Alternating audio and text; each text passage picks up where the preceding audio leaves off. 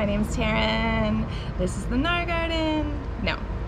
Hi, welcome back to my channel. My name is Taryn. This is the Nar Garden. So today I want to talk to you about tomatoes. I feel like a lot of people think growing tomatoes is easy. I'm gonna have to disagree. Let me reword that. It's not easy, but a lot can go wrong. That's what I mean. So that's what I want to talk about today. As if you watch any of my videos, you know that my neighborhood is loud. I live in the city, so I'll do the best I can to speak so you can hear me.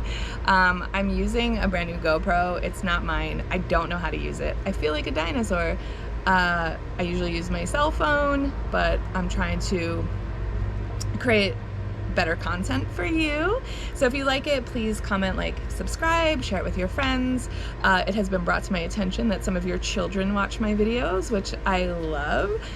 So I'm gonna make sure I watch my language, which I'm pretty sure I'm okay with that because I hang out with my nieces and nephews a lot, and so I try not to use any curse words. So today I want to talk about a specific tomato problem. So lots of things can go wrong with tomatoes, right? You can get blossom rot, blossom drop. I don't know if I should be looking there or there. I'm sorry. Cracks. Lots of my tomatoes get cracks. Leaf roll, blight, powdery mildew, and catfacing. Catfacing is what we're going to talk about today because a bunch of my tomatoes are affected with catfacing. So what is it? What does it look like? I will show you. So this might be my favorite one.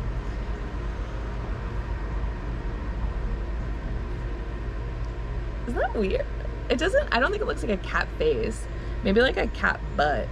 But it happens on the blossom end. So there's your stem. These are white beauties. They turn a little yellow if they're on the vine too long.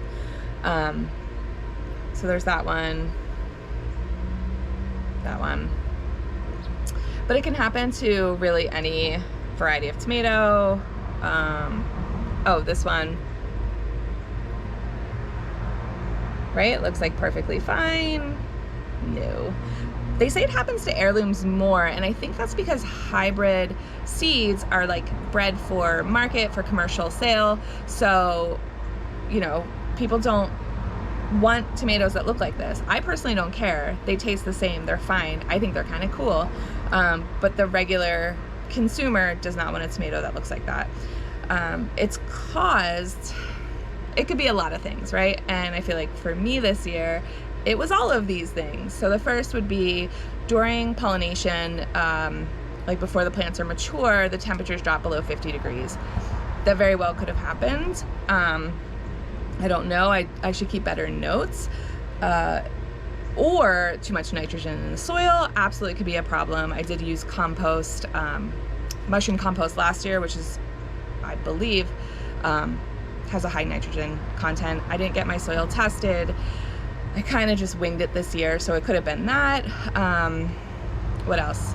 Too much pruning. I definitely over pruned my plants because I let them go too long, and then I try to make up for it, and that never works. What else? Damage to the actual blossom. My neighbor's fixing something, so I'm gonna try and wrap this up real quick. So damage to the blossom. Is it okay? Yeah, I mean, it just looks weird.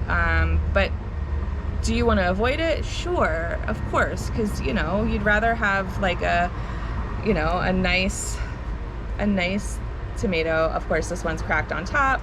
It's too much moisture. It's been raining here, like, unbelievably. All my tomatoes are kind of not great. I think that was everything I wanted to tell you. So catfacing, yes, it looks weird. They're fine. I do want to talk more about temperatures and nitrogen, so maybe that'll be a whole nother video. Anyway, thanks for watching. Comment, like, subscribe, and I'll see you next time.